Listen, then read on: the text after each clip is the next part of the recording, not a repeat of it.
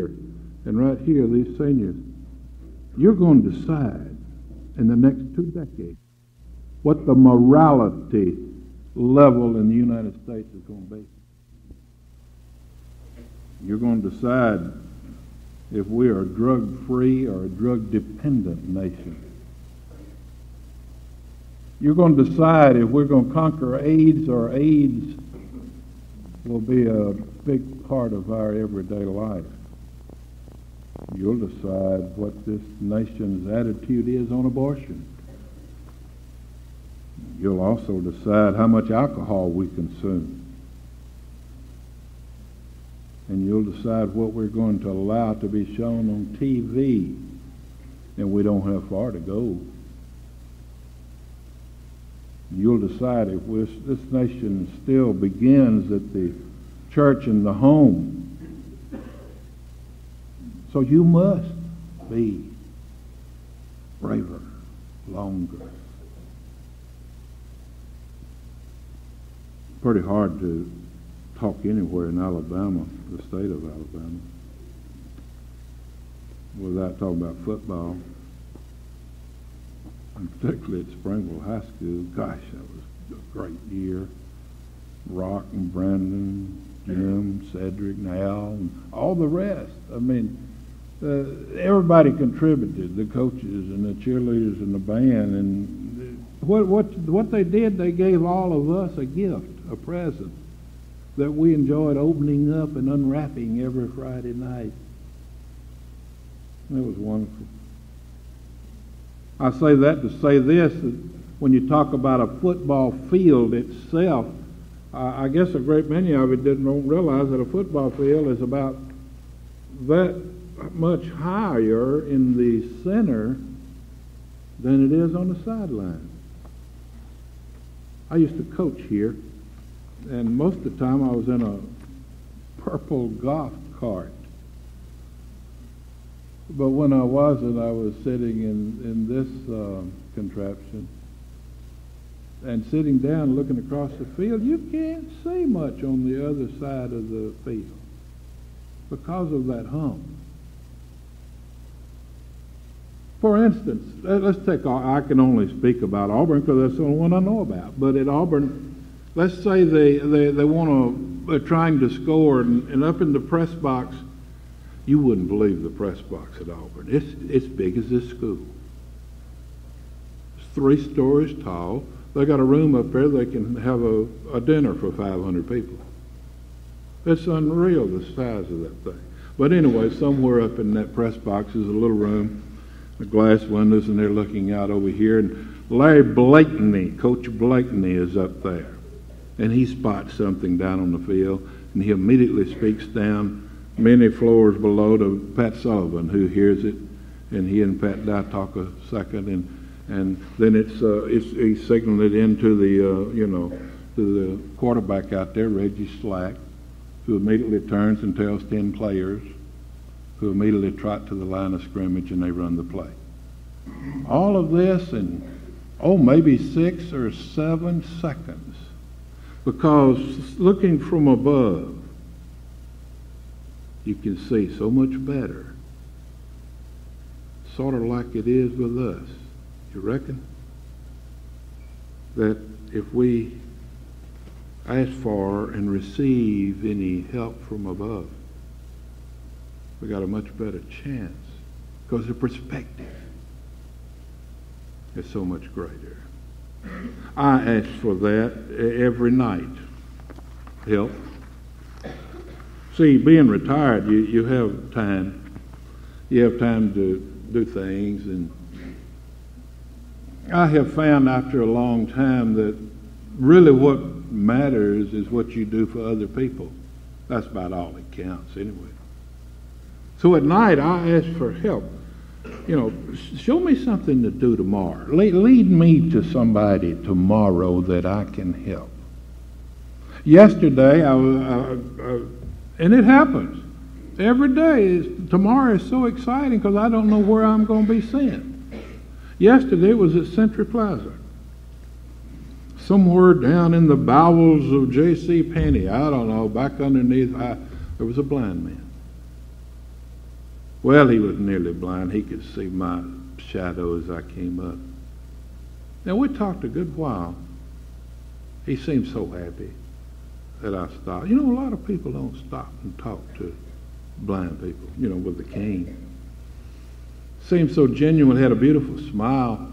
And I was telling him about something my Sunday school class had done. We keep a little treasury going, so we'll have some emergency money.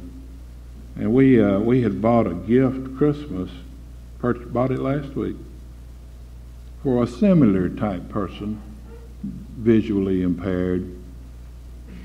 It's a talking watch. Now, you know, I'm a country boy, but I nearly wore out a battery playing with it. You mash a little bar there. It is 9:30 a.m. Little voice in there tells you what time it is. And I just think that's amazing that remember what I said? We have the brain to learn. That's amazing to me. So I talked to him about that watch. And he seemed so happy to know there was something like that. I never know where I'm going to be sent the next day. A few weeks back, I was in one of the grocery stores, and Monty was shopping, buying groceries, and I went on up past the 113 cash registers there, and I was just sitting there watching the world go by, and I wished I hadn't brought this. I was sitting there about like this. And you know, you can tell when somebody's looking at you. And I looked over there, and there he was. He was about this tall, about 5 years old. He looked like he could whip anything in the kindergarten and the first and maybe up to the second grade. Stocky little old, about that tall. And he was really eyeballing this hand. So I just moved it on out there where you could see it go. And I thought, you have to ease into kids. You don't just come right at them like Mr. Bagley does, you know. Kidding. You ease into him, and then I noticed his hands. He didn't have any fingers. The doctors had cut him some. His mother came up about that time, smiling. I said, y'all made friends. I said, yeah. And then she told me when she was carrying him, his little hands had gotten folded somewhere up under her rib, and they didn't develop. And the doctor had to make him, I think he had 2 or 3 fingers, little thick. But he was there ready at 5 years old to take on the world. See, this is where I was sent that day. Because he wanted to see, and he was real excited that I had played football, basketball, baseball with his hand. Help from above. Daily help from above. I still read a lot. I read a book the other day. I really don't want to tell you the name of it because the guy talks about drinking on about every page, and he cusses a lot, and it so happens he's a minister. But anyway, I'll have to tell you the name because if I won't, I'll be accused of plagiarism. I think it's entitled Somebody Everything I Need to Know I Learned in Kindergarten. But despite his shortcomings, he has a recipe here that could settle every problem in this school. No, it could settle every problem in Alabama. No. The whole nation. Maybe the whole world. And he learned it in kindergarten. Listen. Very simple. Share everything. Play fair. Don't hit people. Put things back. Clean up your own mess. Say you're sorry when you hurt someone. Wash your hands before you eat. Flush. Warm cookies and cold milk are good for you. When you go out into the world, hold hands and stay together. Live a balanced life. Learn some, think some. Draw some, paint some. Sing some and dance some. Play some and work some. Settle the problems of the world. Oh, we could add love your neighbor as yourself. Read the Bible. Pray every day. Pretty good recipe. Read another book. You remember a World Series back, a guy named Oral Hershiser? I wish I hadn't brought this thing. Oral Hershiser is a pitcher for the Los Angeles Dodgers, and he wrote a book entitled Out of the Blue. Pretty good book. Hershiser was talking about when he's out on the mound, he's going through his wind-up. He does his kick. His foot is way in the air. His arm is back here, nearly touching the ground. He comes through with his wind-up, and he gets right here. And he's facing three people. One of them is his catcher. And that catcher is 100% on his side. That's his friend. That's his buddy. The other one is a hitter who is 100% against him.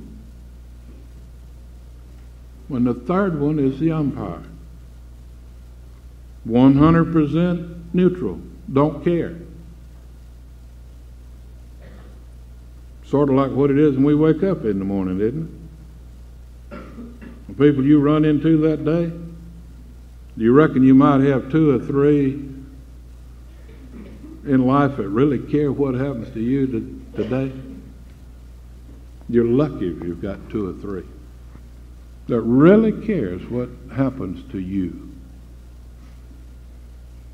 You reckon you might have a few that would love to see you fall, stumble?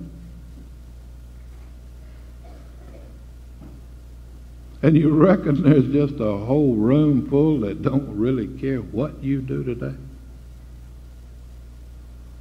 I sort of agree with Oral Hershiser. And you and I need to be smart enough and braver longer enough to pick out those that don't care and those that are against us and those that do care. And we need not to forget where we get our help from to make those decisions.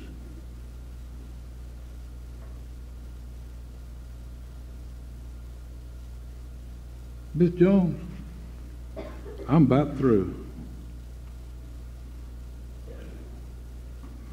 You know, we can't pray at school anymore. But if I could, I would probably be thankful for a number of things. As I sit here and look out, I would have to say first I'm thankful for this school. You would have to go to other schools to really know what you have here. See, this is the school that right up there on Friday night plays Amazing Grace and then the national anthem. To let the whole world know we believe in God and country. And I'd have to be thankful for these teachers because they're all friends of mine and I know them and I love them and they know my weaknesses and my strong points and I know theirs. but we're all together in the fact that we love you and we care about you. And we're one of those 2 or 3 people I was telling you about. And I'd have to be thankful today for you. It's not even close. You're the best students anywhere. I've seen a lot of them at other schools. I even hear whispers that this will be the best senior class to ever graduate from this school.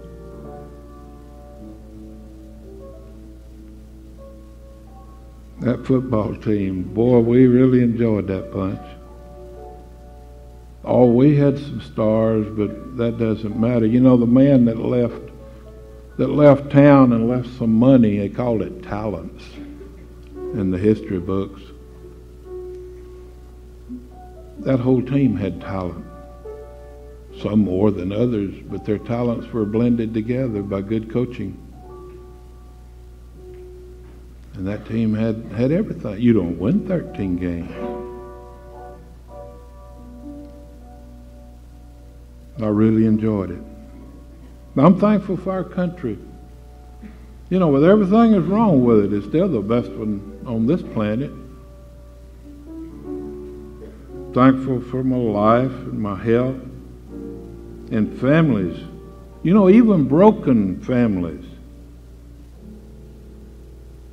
come closer together at Christmas. And we all have some problems in our families. I'm even thankful for that week. You know, it started in Gordo. It was cold and we won. 2 or 3 days later, Bill Dupree had a grandson born, and a lot of us had prayed that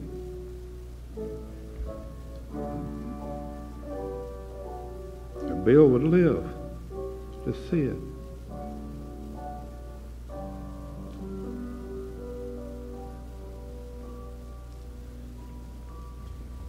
Then we had the wreck, and then Thanksgiving.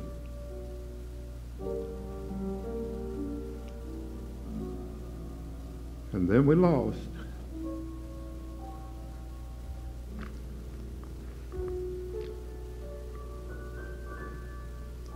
And we had that wonderful celebration of Belinda going home. We learned a lot that week. The emotions. A lot of kids grew up. A lot of adults learned.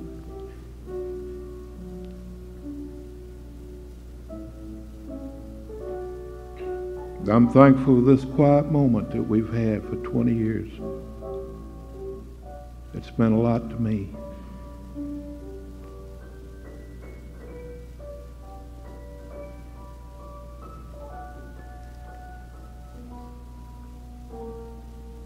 You see, it's all about history. Nearly 2,000 years ago, a woman became pregnant. She wasn't supposed to. It really shook Joseph. They were engaged. He was ready to put her aside, so the history books tell us.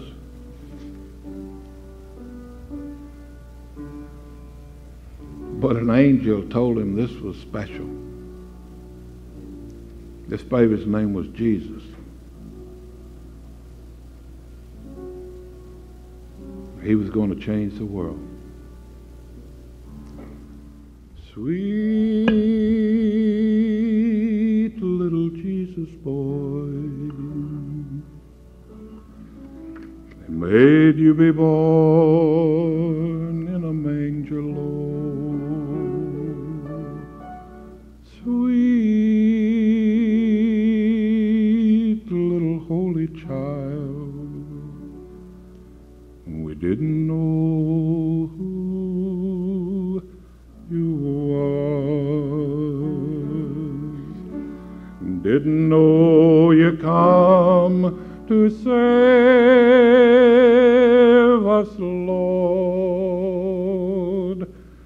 to take our sins away. Our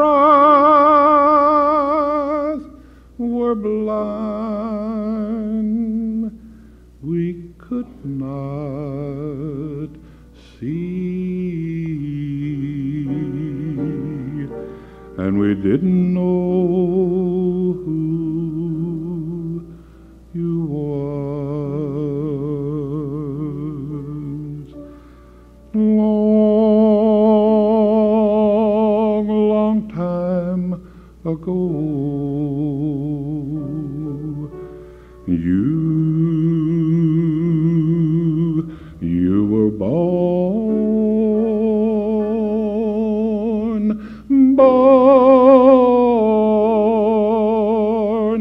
in a manger low. Sweet little Jesus boy. The world, it treats you mean, Lord. It treat me mean too. But that's how it is down here. And we didn't know who you was. Sweet little Jesus boy, born long time ago. Sweet little holy child, and we didn't know who you was.